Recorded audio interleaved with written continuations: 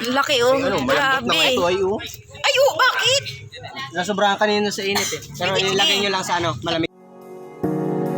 Since you're running away, I've been calling for days for you to think of a way not to call it a break or you waiting for a change. This goes out blue. Hope it's not too late to see this through. Ayan.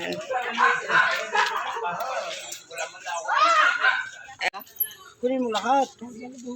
Ay oh. Tingnan ako isa. Tingnan ako isa. Ang laki oh. Ano, malambot na nga ito Grabe. ay oh. Ay oh, bakit? Nasobrahan kanina sa init eh. Pero ilagay nyo lang sa ano, malamig na tubig. Ah. Titigas yan. Tingnan ko sa rep. Ano? Tigas pa ito paglagay na sa rep. Oh. Ito. Ay, iyan, matigas. Malambot din. Malambot. Nainitan eh. Hindi nainitan. Nainit na. Hindi po kasi nadiligan kanina yan. Ngayon ko lang nadiligan. Dalawa. Palagay na sinig yan. Galing ah. Pero kapag bukas yan, Kanya ko di tatanim ito. Sana tumulong. Ngayon mo, haba na ito oh. Darkis na natin. Mahaba pa sa inaasahan. hindi Wow, talong. Di wala ka na ngayon.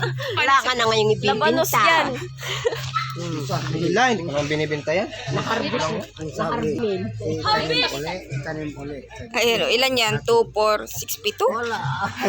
Harvest na ragis. Meron binigyan kasi ang ano, buto. Radish. Oh, yan. Manginingi na lang ako sa kanila pag ako nagtataniman.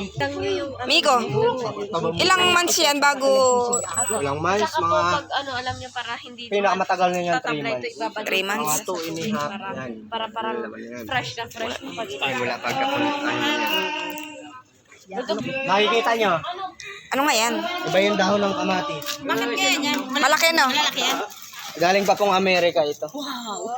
Saka ito galing Amerika. Ay, gano'ng kalaki yan? Galing Amerika daw yan. Kamatis yan, ganito kamatis. kalaking kamatis. Ay, yung parang ano na talaga. Parang Yung parang apple na. Basta. Ito yung normal lang. Mas malaki pa sa apple. Ito yung ano talaga. Malaki. Eh, dagdagan mo ng lupa. Para ano, para tumaba pa. Okra. Hindi ko nadiligan kanina eh. Busy. Wow, nabisi kasi. Bukas ka maridiligan yun. Magang-magang. Yung Taiwan na yata yung pizza.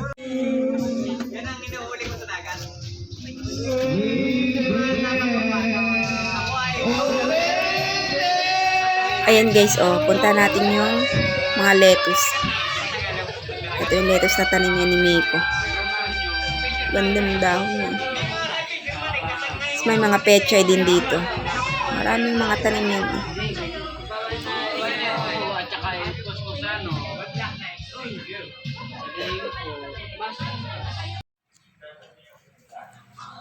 Ito naman guys, mga gulay na to galing to ng Baguio. Ang dami dyan oh.